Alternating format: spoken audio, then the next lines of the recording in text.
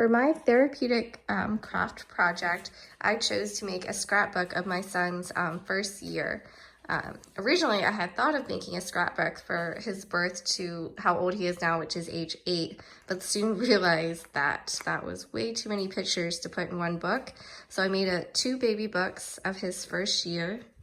The objects I used were colored markers, stickers, my favorite photos from his first year, glue, tape, scissors, and then these 2 scrapbooks here. The space demands, or the space that I used, was the office that I am now. And I primarily use my desk here. And I had spread out the photos on this large mat down here to kind of go through the piles to make it easier to choose my favorite ones. The office in here had great light, which made it easier when completing the scrapbook. I also have my desk lamp too that provided additional light.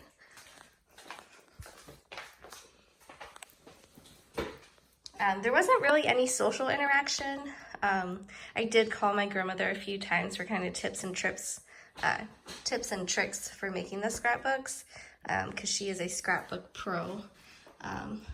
For social, I would say the only other social demands of the activity was occasionally my son would wander downstairs and ask for a drink or something like that. But most of the time I worked on these in the evening after he had went to bed. When making these, I tried to use, as well as the favorite photos, I used sentimental items, such as the card where the nurses signed from his unit that he was born.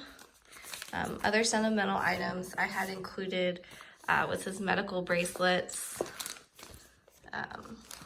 and things of that nature, as well as visitor passes. So different sentimental items were included. His first baby footprints.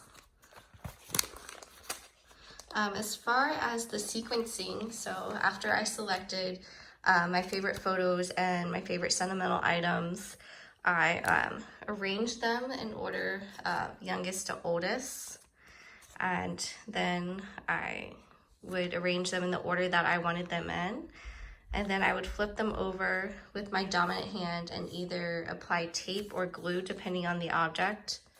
And then I would just repeat those steps until I had both books full. As far as performance patterns, I would say that as a role of student, I wanted to get a good grade, so it could apply to my role as student and also my role as mother.